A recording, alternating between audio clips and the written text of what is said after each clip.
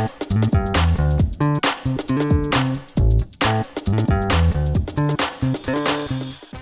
this is Ant from Your Property Network, and today we're talking serviced accommodation and how to grow a very profitable business, starting out as a side hustle, actually. So I'm joined by real life property investors, Sophie and Jacob. So guys, welcome to the call.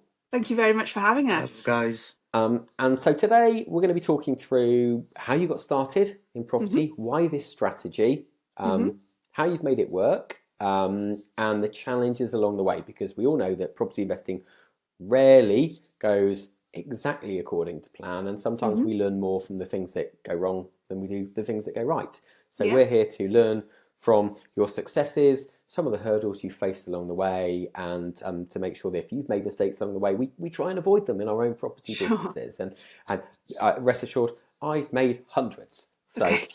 So guys, first of all, can you tell me a little bit about yourselves? So what was life pre-property for you, and whereabouts in the UK are you based, and how did you kind of fall into property investing? Yeah, definitely. Of course we can. So pre-property, before we made our first ever investment, I was a teacher, and actually I still am a teacher. So I teach English to secondary school students, Shakespeare and all the wonder delights of J.B. Priestley, and I absolutely love literature. And ouch, and kudos to you, because I have 15-year-old twins, and yeah. Oh, it's great. You know, I love them. I love the teenagers. They're so funny, and they're wonderful. So teaching is a real passion of mine, and something that I've been particularly proud of in my career. And it's, as we talk through the skills with teaching and property, it's been quite revealing how well the skills have been transferable, actually, and how my teaching has helped me tremendously with my business. Jake?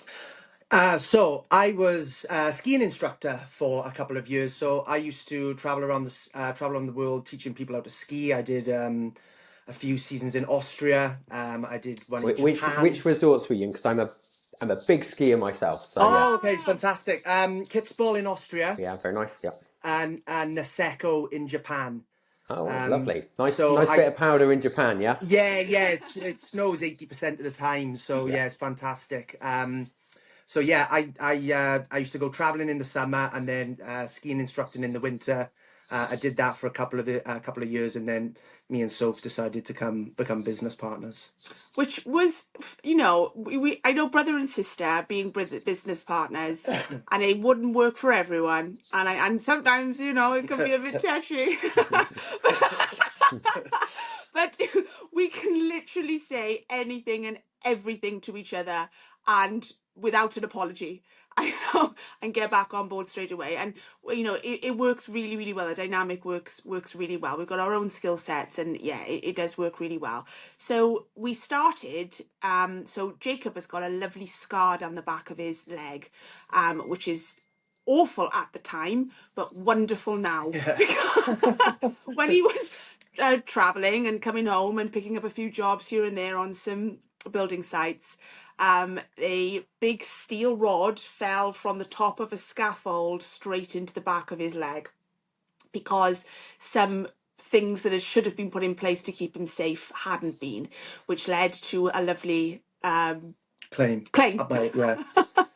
Injured at my expense, but and at that time property wasn't on the radar. We didn't know what to do with it, but we convinced, you know, he was sensible enough not to spend it on Friday nights. So I had my third child, was going back into work, and I needed somewhere for my parents to live. So we live in a sleepy town just outside of Birmingham, just 3 miles from the NEC, which is of course a landmark for most.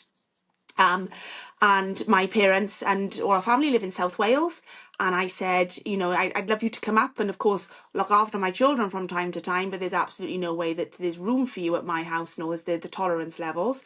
So let's purchase a property with the compensation money, plus a little bit of savings we've got. And that's what we did. We purchased a little flat, and not one window closed, and it's not got one even floor, and the beams go back to from, apparently, this is what the estate agent told us, and we believe him 100%, that the beams are salvaged from the wreckage of the Spanish Armada.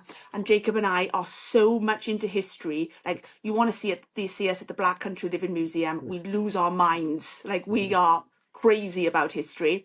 So we were like, sold, we'll have it. We negotiated a little bit below market value. It wasn't, we didn't really know what below market value even was back then. When it was empty, I said, I've heard of this website called Airbnb. Why don't we give it a go? And from that moment on, that's really what sparked and started the seed of what is an enormous 100+ portfolio today. Wow. Okay. So, so starting with one property, listing it on Airbnb, generating great cash flow, I'm assuming, and without really understanding what Airbnb and its potential was. To the untrained eye and the just regular traveller, I think we see Airbnb and the adverts and we hear about them, but it is unbelievable. We were blown away by how much it was generating simply by being open on the weekends. Now, this property then started paying for itself by just being open on the weekends. And yeah, that started our imagination going. Yeah, and then Sophie was moving into a new house, and we decided to put a loft extension onto her house then, and we refinanced, didn't we? Yeah, we refinanced, which freed up a bit more cash.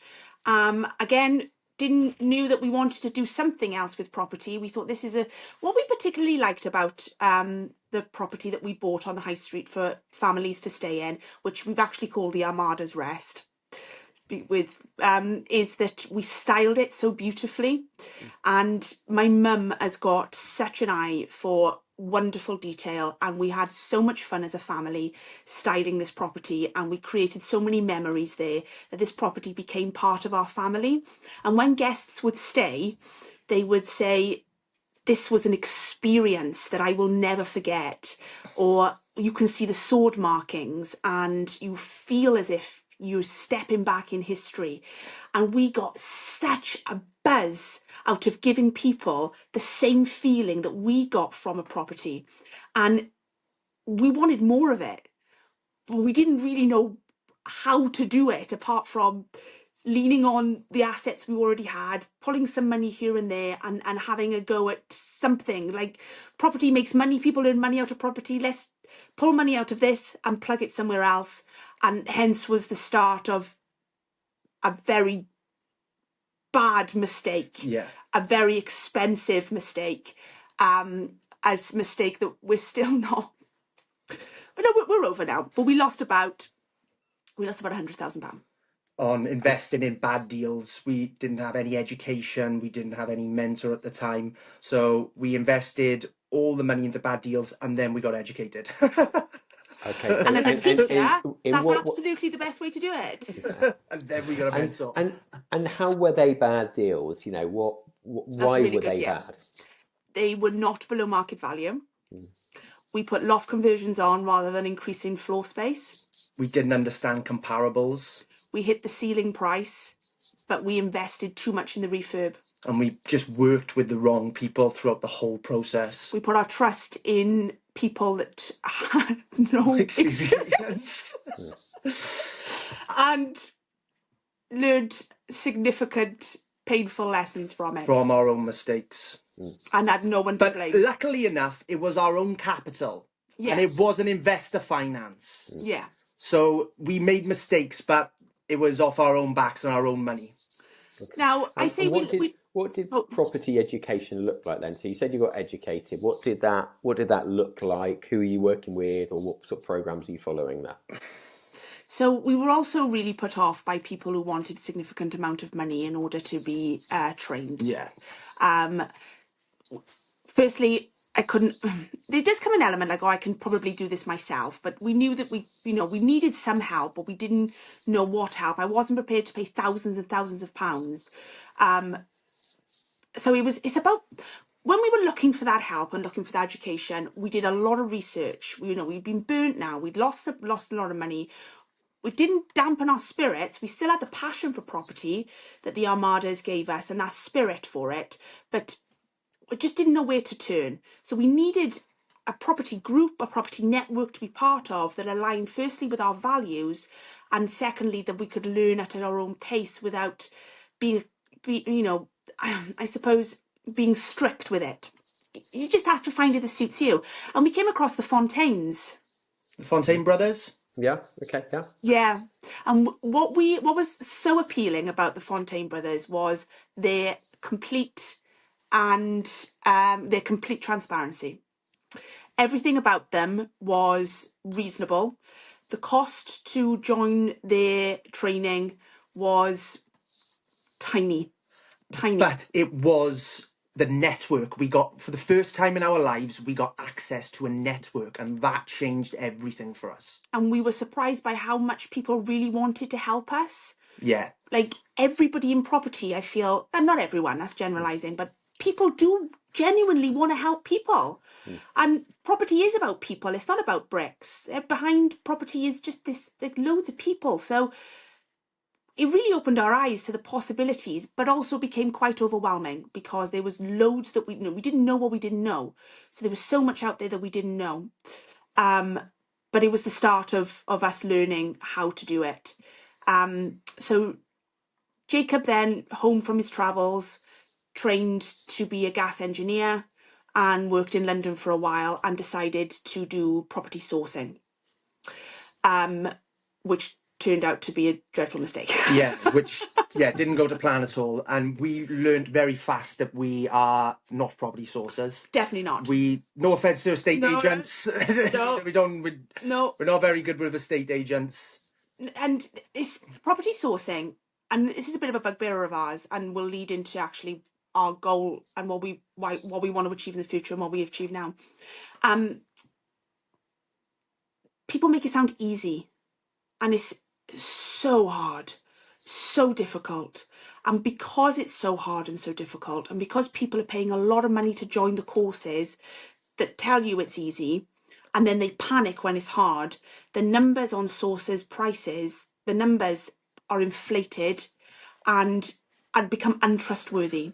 And it gives the industry a really bad rep, and it's not sources' fault. Like, because they've just paid 10 grand for a course for this easy education to get them into property and realise really quickly it's not. And if they come across one deal, but if they inflate the numbers by a few thousand, they can earn 4 grand.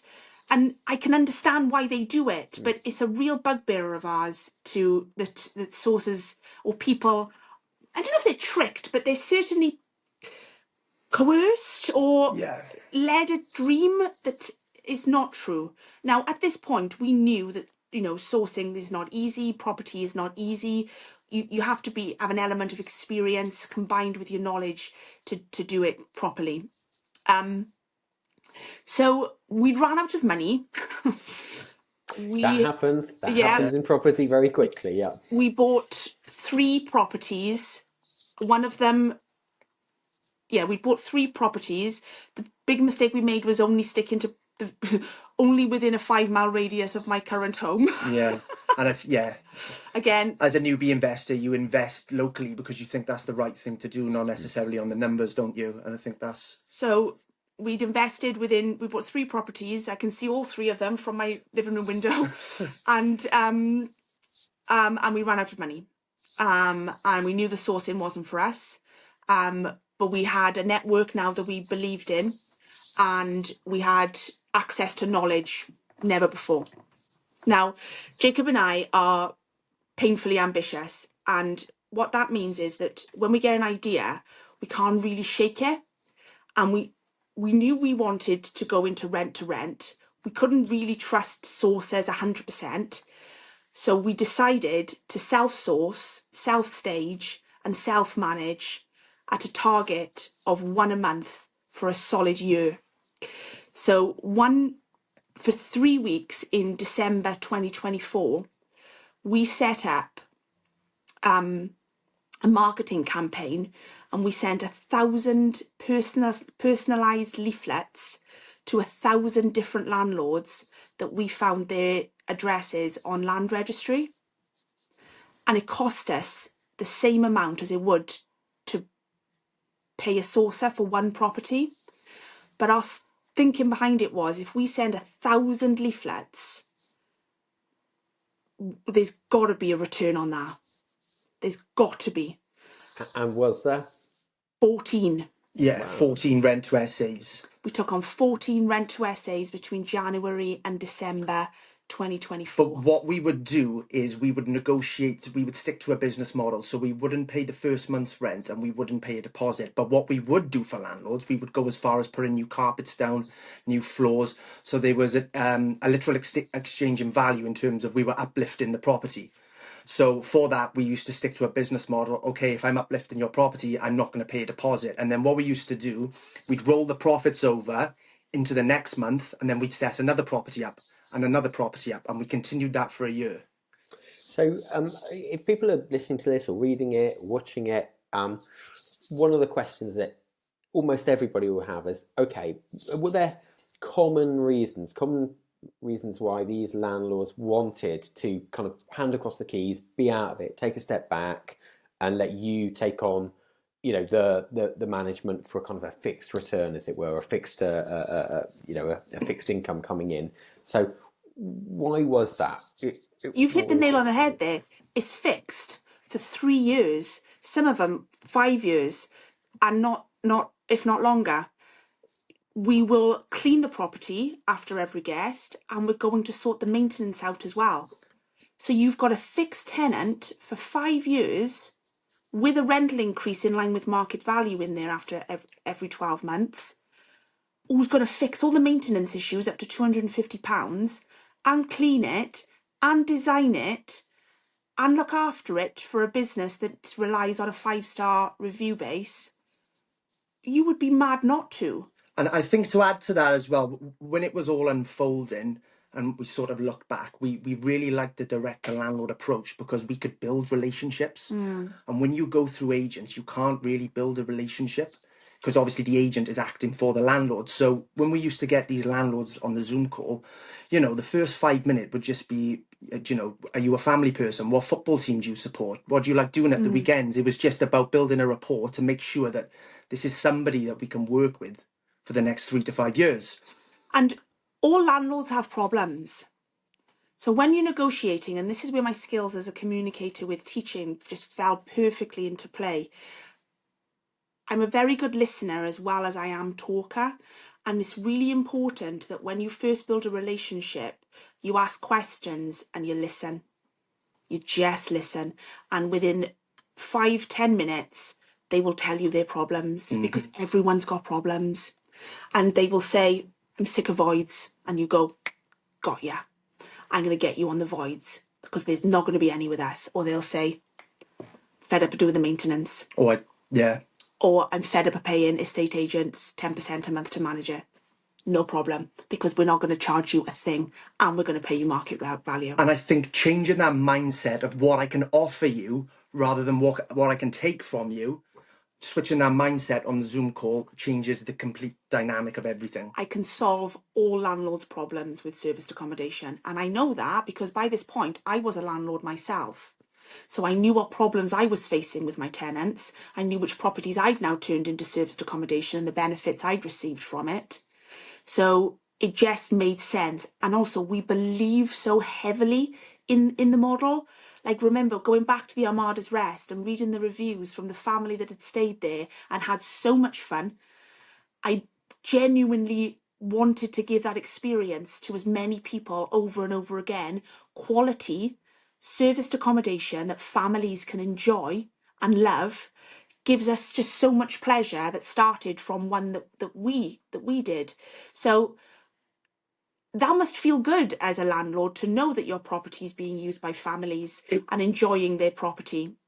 Yeah, it was the favourite part for us. The most favourite part was taking a property as a blank canvas, and then a month later taking the landlord in, showing them their new property, and watching their jaws hit the floor. That You were was like, wow, I can't yeah. believe you've done this. Like, and you know, we were car boot sales, charity shops, painting till, I know, teaching in the day, taking our kids out to and painting and fish and chip suppers more times than I can count, and balancing then family life and then still teaching, and Jake coming up from London and organising this, and it was Well, intense. It I was a mean, real intense year. teaching is, it's a busy job with long hours. Actually, everyone thinks, oh, you're done by 3 o'clock or 3:30. It's not the case, is it? And so I am 100%. interested to sort of find out how did you juggle that? How did you segment your time? Were you doing a lot of online calls with landlords rather than in Yeah, the property, or? yeah, yeah, 100%. So it would be a lot of online calls, a lot of Zoom calls. Um, just you just have to work really hard, okay? It's just sacrifice. Like there's no secret. We left school at 4 o'clock, and we picked the children up and we go to property, and they come with us. And there's nothing wrong with your children seeing you work hard. There's nothing wrong with that at all. We take the kids to on the weekends. We go shopping, go to the park, go shopping, go to property. You just work hard and you find the time. And yes, tiring, but what a privilege to be tired for a job and a passion that you have and for the future that you built. Now, the Armada's Rest ran in the background building reviews, and we were buying properties by mistake and didn't really know what, but I built up an enormous review base by accident. I became like an exclusive Airbnb host by accident.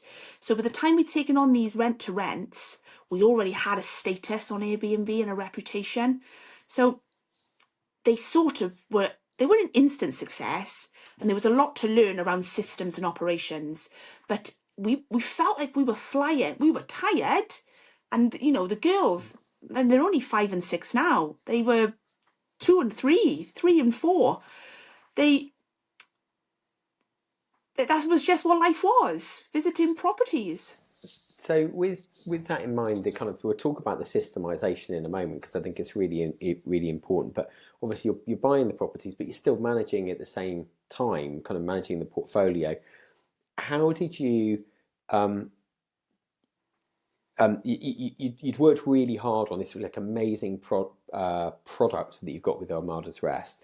So have you mirrored the kind of like the look and feel of the properties in the new ones that you take on, and whereabouts are they based, and who are your guest types? Are they people just here for the weekend, or tell me a little bit? Or are they contractors? What market do you kind of do you work on?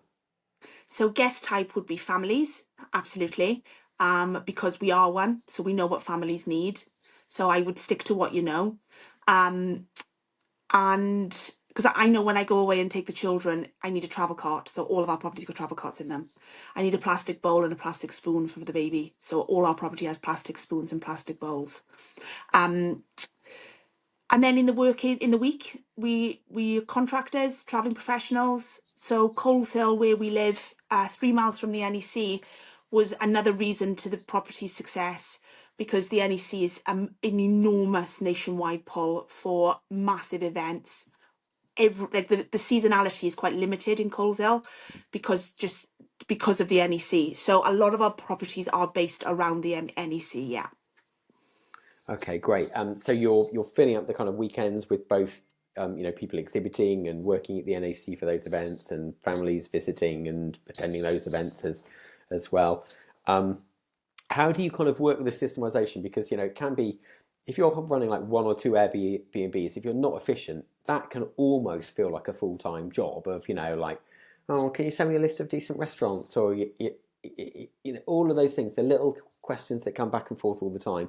What are the processes that you put in place to kind of make sure you haven't given yourself another full-time job? You've already got kind of two full-time jobs. You've got We're not teaching, buying property, and then running the portfolio. not great at that.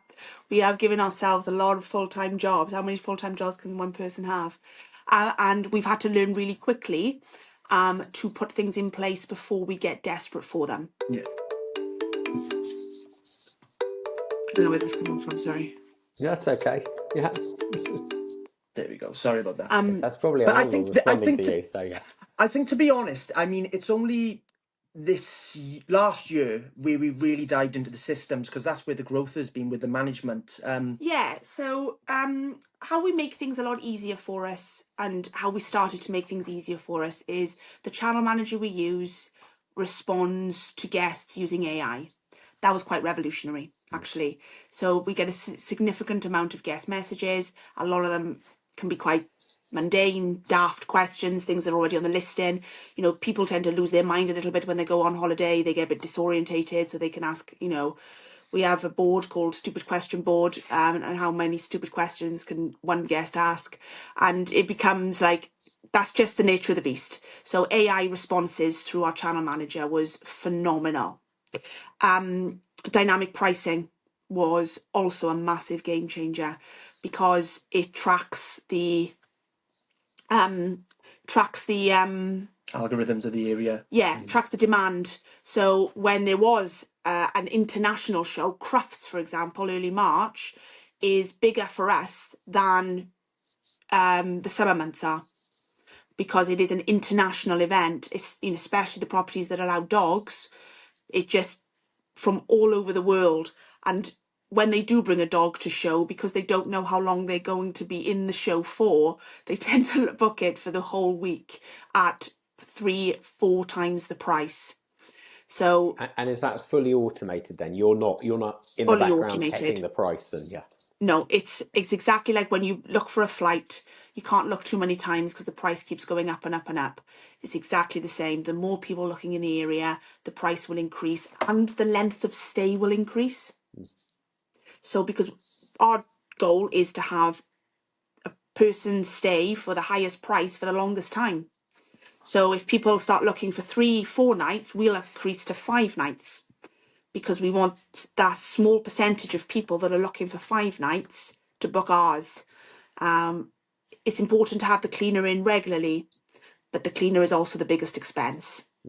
So yeah, so dynamic pricing and channel manager AI guest responses has been enormous. And then And the systemization of kind of managing cleaners and managing the changeovers, that unless you're brutally efficient, that can be a very manual job. What did you kind of specifically put into not place? actually, no. It's not. It's all automated, 100% automated with the channel manager. So am I allowed to say what we use? You say it? Yeah, Okay. absolutely. So we use Hospitable, and I mean there's lots out there, Guesty and Hostaway, but Hospitable are you know, kudos, they're fantastic, really, really wonderful channel manager, on a reasonable price level, and it is pretty bulletproof, to be honest. We get no double bookings, and you know, really, really, really idiot proof. So, and we can run our direct booking website through the back end, and it promotes that when guests book, which means we avoid significant Airbnb charges on over 25% of our bookings. So yeah, that's quite an asset to our company as well. Okay, so the channel manager actually kind of helps with the direct booking side of things rather than people having to go back on through Airbnb again. So that's right. That's interesting. So what does the portfolio look like now? You kind of mentioned a number of over 100 properties, which is phenomenal because you've only been doing this really, you know, a few years, isn't it? It's not about 2 years. Yeah. Wow, that's incredible.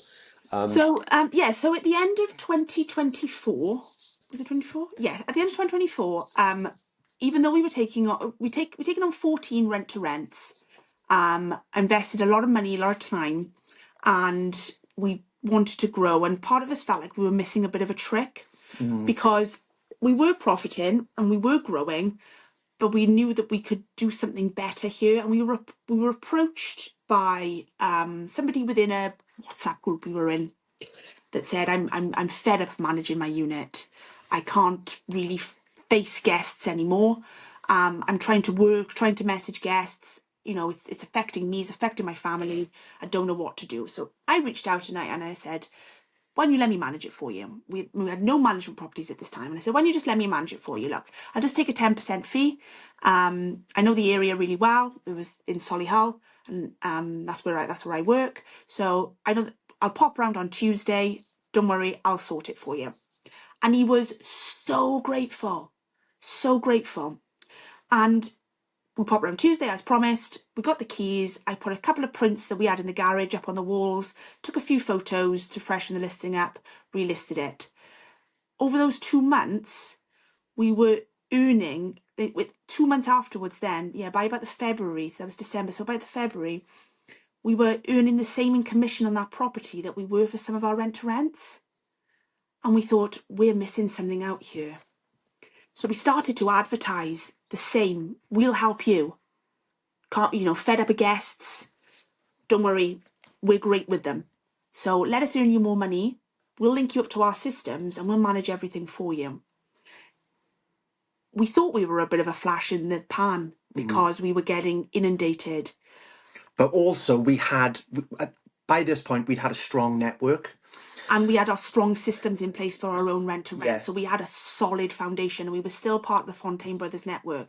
So they knew how fast we were growing with our rent-to-rents. So it naturally felt like the next step to go into management. We didn't realise at the time how sort of life-changing that could be. Now, this is going to blow your socks off, okay? So February the 1st, last year, so not even a year ago, we had 14 rent-to-rents and now 1 management unit in Solihull. Today, we've just uploaded hashtag 117. Wow. So, yeah, over 100. And this is all people who've got SA units that they just don't want to manage themselves. They just don't want to manage themselves. And landlords reaching out. That's it. We don't know. Sometimes we just don't know where leads come from. They just messages and they just Instagram. Our social media is all right. But I think what's helped us as well, we've always been massive believers in providing value. So when we started scaling our rent to SA business and we were doing it direct to landlord and we were getting results, we were feeding back to our network about the results we were getting and how we were doing it. And we were always providing massive value to people to try and help them. So when we started offering a service to people then, that's when the growth went through the roof, because we were just giving back to our network constantly.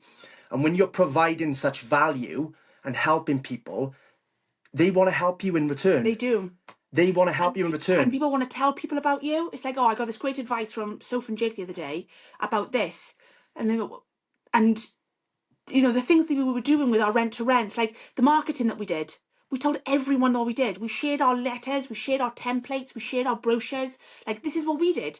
You do it too. We do mentorship, we do mentoring now still, but we don't charge for it. It's free. We give free mentorship on the basis of we'll help you, but if the opportunity comes to recommend us as a business, all we want is a recommendation.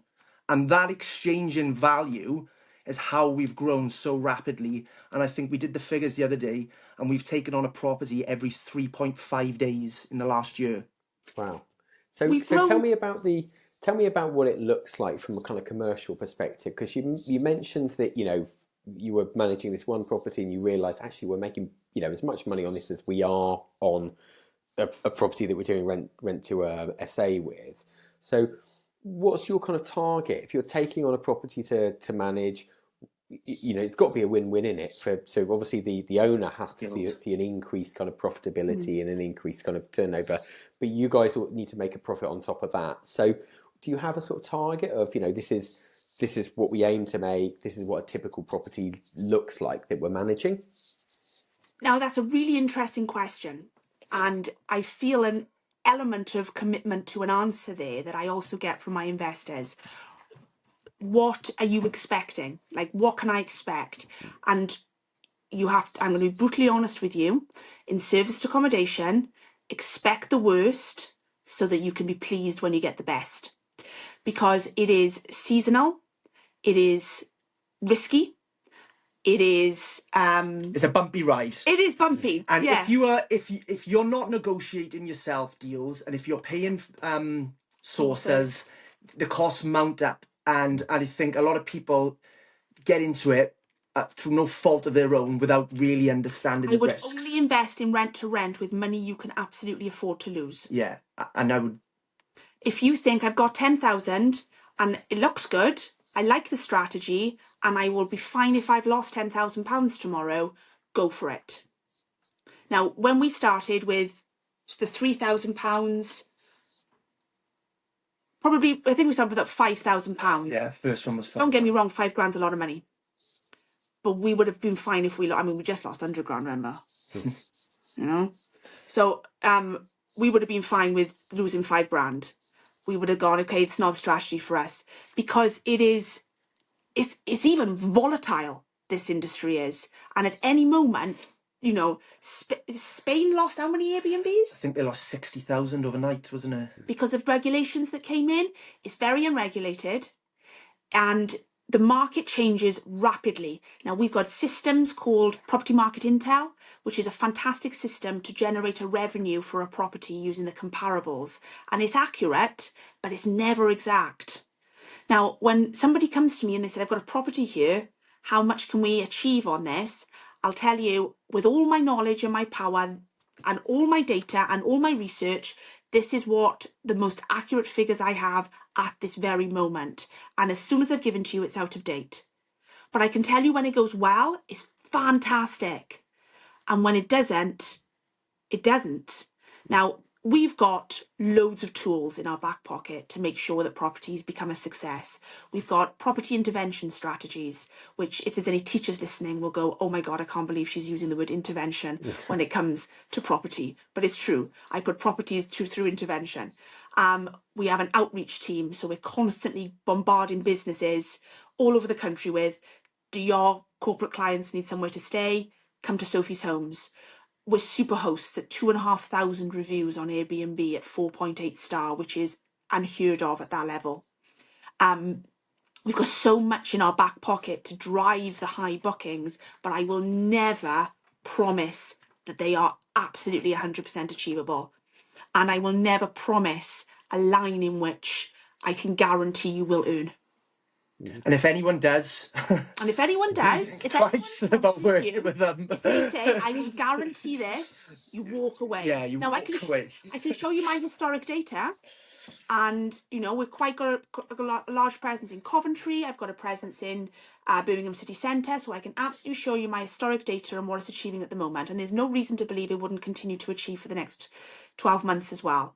But I am not guaranteeing anyone anything, apart from my hard work and my time.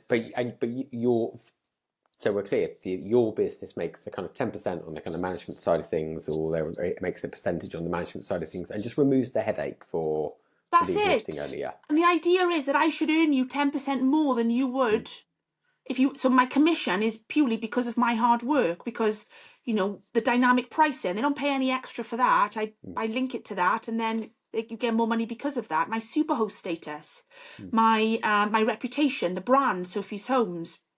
So you get all that included, which means the property should earn 10%, if not more, than if you were doing it by yourself. And geographically, previously all of your properties you could see from your window, so great. I'm assuming that's definitely not the case now. So how big is the kind of geographical catchment area? And when it comes to managing properties that are further afield, does that represent any additional challenges that you've had to kind of overcome with different systems? Yeah, definitely. So we go as far north as Manchester, quite a few in Liverpool. Yeah, and as far down south as sort of London. Somerset. Yeah, Bristol, Cardiff. Yeah. And all over the Midlands, really. Coventry, Leamington Spa, Warwick. Rugby. So what it means is employing the right people to do the right job. So our cleaning team are phenomenal, and I will interview cleaners and maintenance people in that area before we take on a property to make sure that I've got the right team in place. So yeah, I can't be in Anfield if there's an issue. So I need the contacts and the structure of the business that I have here as a blueprint for the properties that I can see from my window. So what do we do in that situation? Who do we call? And we've got a sort of a list of, we know the issues that arise. We know the mistakes guests make. How do we make sure this doesn't happen? Or what do we do about it 200 miles away? So the planning in the preparation of a property is key. Yeah. And from all our experience, we use all the knowledge that we have to make sure that it doesn't happen in Anfield or Frome or Taunton or Cardiff. And have you had instances where people have come to you and you said, you know what, I actually think you've bought the wrong property in the wrong location. I don't think this one's going to be for us. Is there? Do you think Oh yeah, that there's exists, Jen? there's two reasons. So we turn down properties frequently. In fact, I think we turn down more than we take on. We turn down them for two reasons: the property's poor, or the person's poor, like poor-minded. Doesn't understand the model after I've explained or after I've shown them the risks and they can't comprehend it, I wouldn't feel comfortable managing their investment because the numbers, because they're not the right person for this strategy. And no, they're not the right person to work on this strategy with me. Again, property and people is people. So if I'm not going to fit with you as a person, then I'm not going to be able to work with you.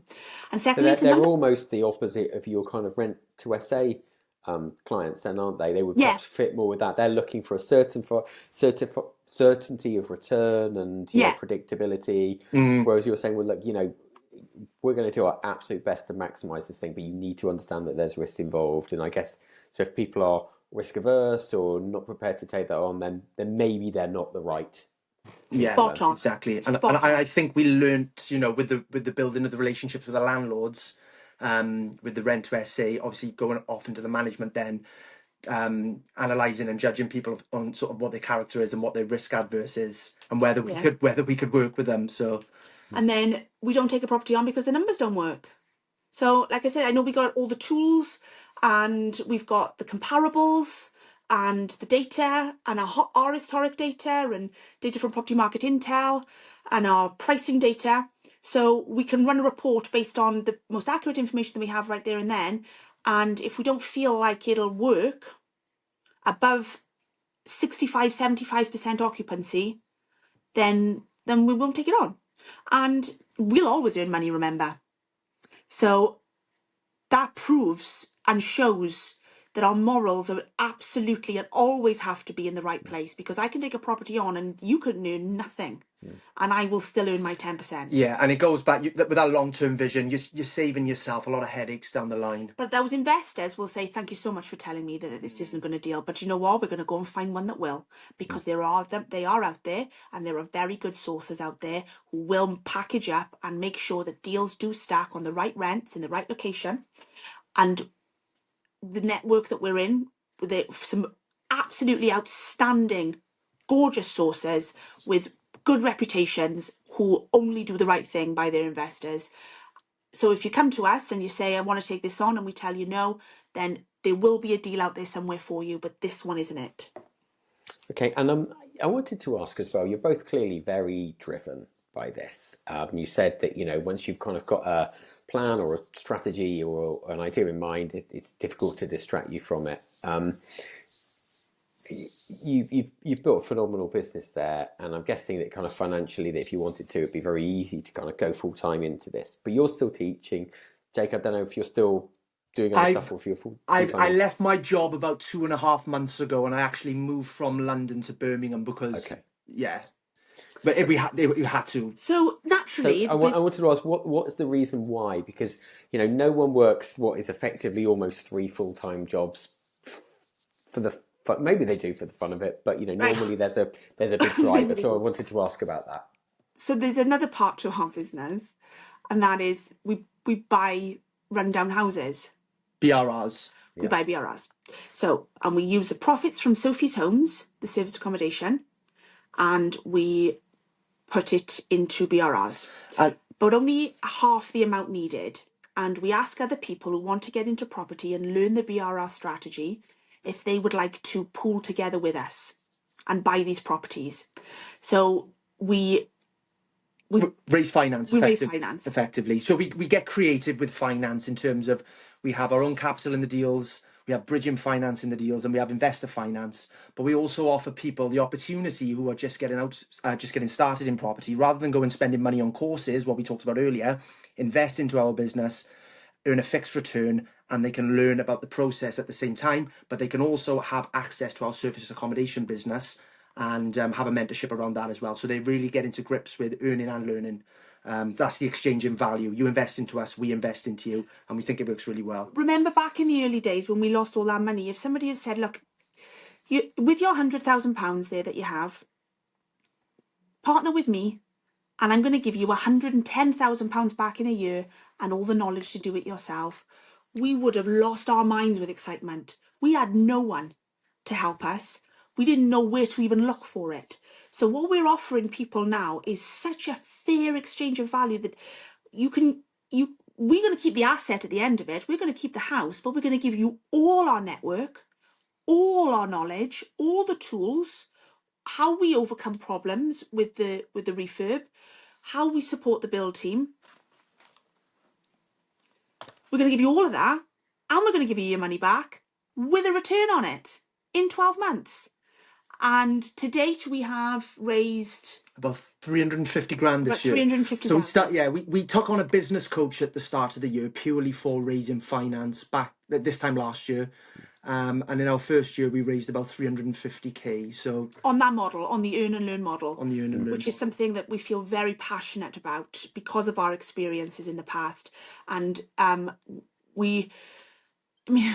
we're very driven to support people in property, and I think that's the why. I think there's enough property to go round. I think the education around property is really important, but I don't think people should pay for education. The socialist in me, people shouldn't pay for education. It should be offered to everyone to be able to support themselves using property, whether that's passionately or passively. I just want to give the opportunity to as many people as possible. And I think that abundant mindset feeds back into the growth. People can feel genuinely that we want to help them. And then obviously that's where we get the recommendations from, and that's how we grow. But it's that abundance mindset of just providing as much value to people as possible, going above and beyond. You want to know this, you want to know that, you want to know this system. No secrets. This is how we do this. No secrets. Just flooding everyone with knowledge. But we don't know everything, see? We don't know it all. But we want to. We want to find everything out, but we're always learning ourselves. Like every single day, every new property we take on into Sophie's Homes comes with its own challenges. Even in our experience, we think we've got a property sorted and ready to go. First guest turns up, no gas.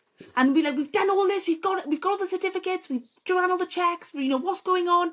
So we still fall down on certain things, but we're constantly learning, and if you learn together and grow together with the community and the people around you, and just want everyone else to succeed as well, I think that would be a beautiful thing. I think that's the best thing for growth. Anybody starting, as soon as you're getting a little bit of success with your business, whatever strategy it is, share it with everyone. Tell everyone. Help as many people as you can, because what you're giving will come back. You will get in return.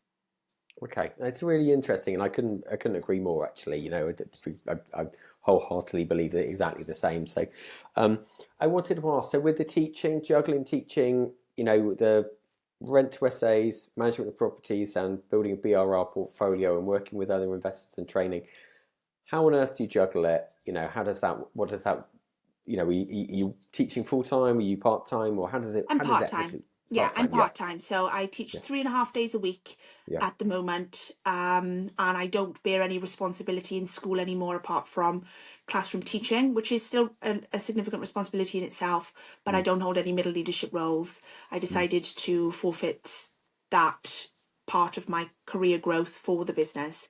I'm also a very experienced teacher now. I've been teaching for over 10 years. And if there are any teachers listening, you'll know that, taught Macbeth once, taught her 100 times. So I know the curriculum. I know how to teach well. So it doesn't come with the stresses as it did in the early years. And do you know what? I don't know how we manage it. My husband is still full-time as a maths teacher, and he leaves work. Tonight he'll go to 3 properties after work to fix this, sort that, do this. And we just do it. Yeah, even if Soph and Luke were both out of work now, there's enough in the business to keep the 3 of us busy for 18 hours a day, isn't there? Easy. 18 hours a day, whether that's systems, onboarding, maintenance. I think it's prioritizing as well. Like, what's important right now, what can wait. Can we outsource a handyman for this? Building the network of plumbers. I mean, I must have 45 plumbers in my phone book, you know. Who can we call? Delegation. We have a team of customer service advisors now. We have 5 working 24 hours a day, 7 days a week. Even Christmas Day they worked. Like, our cleaners are angels, and they carry a mop, a bucket, and a screwdriver with them wherever they go, and they're part of our family. And that's a bit corny, isn't it? They're part of our family. No, But no, I don't think it is. I think if you you know, if you work long hours with people and you trust the people you work with, they do become your family. I've always they found do, that. So, and that's it. And and I value them. I value the people I work with, and I don't micromanage. I can't micromanage. I haven't got time to micromanage. But I value them as professionals. They do a fantastic job, and I praise them, and I'm grateful. But they know how much we appreciate them. Like our cleaners in Liverpool, they know how to top up the gas pressure on a boiler. They know how to, you know, the electrics and stuff like that. So they're not just cleaners. Honestly, they've got filler in their their maintenance, their eyes on the ground. You know, we're so loyal to them and them to us. But And it's the best thing to do in this industry, because it gets intense, is to laugh. To laugh as hard as you can at the worst situations. To take 10 seconds to laugh and go, what else? Come on, something else go at us today, and just look at the funny side in everything. And it's not the NHS. No one's dying, you know. It's okay that things go wrong. Just laugh, and it's fine. So, guys, you've mentioned Sophie's Homes. For anybody who's watching this or listening to it or reading the article, is that the best place to direct people to, or where should we send them Sophie's to? Home, sophieshomes.co.uk. We're on Instagram, so Sophie's_homes. The earn and learn strategy is through Shaw and Tierney Property. Same people, different name. Which is Shaw and Tierney Property. Shaw and Tierney Property. That's more the investment side, where we do our projects and stuff like that. And then I also want to say one thing before we go, okay? And again, crazy ambitious next year, but this is what next year we're opening up another business, and it's called the Guild of Hosting, the Guild of Professional Hosting, and it's about crafting responsible serviced accommodation hosts. And I'm putting a network together of people who do it properly and responsibly and ethically, because it is very unregulated. There's a lot of people doing it the wrong way. So next year you will see a guild, which is a coat of arms of respectable and people who do things properly and with integrity and the right way. Even when you can make a few quid out of doing it the wrong way, just if you do everything the right way, you'll earn a lot more in the end. So this year is the start of the gold standard, and I want to get it. I want to work with local authorities around serviced accommodation. Like there's no regulation, so they pop up. Serviced accommodation Airbnbs pop up all the time. I want to work with local authorities rather than against them, with councils, with neighbours. Like, how can we make sure that the standard is excellent all the time for the people that want to do it properly? And I think the start of the guild over the next couple of months is something I'm very, very excited about. Okay, well, guys, it's amazing to hear. Exciting times ahead for both of you, and a massive thanks for your time today. We we at YPN couldn't do what we do without talking to people like yourself, sharing your real life experience of what it's like out there in the trenches of property investing. We've been very candid today. Doesn't always go according to plan. Mistakes can be incredibly expensive, and it's great to learn from others' mistakes rather than making our own, which I'm sure we will do anyway. So it's an absolute pleasure and a privilege to talk to you both today. YPN has always been about ordinary people achieving extraordinary things in property. I'm loath to use that term ordinary people though, because I think kind of taking on as many kind of full-time jobs as you do, maybe you're not that ordinary, maybe you're something different, but yeah, we won't get there. So it's been a real pleasure, guys, and we've got all the links in here, and they'll definitely be in the kind of article and in the description when this go on the podcast and everything as well. So huge thanks from me and anybody kind of watching this, listening to this, or reading it in the pages of YPN. Thank you so much. Thanks, guys. Thanks, guys. Thanks.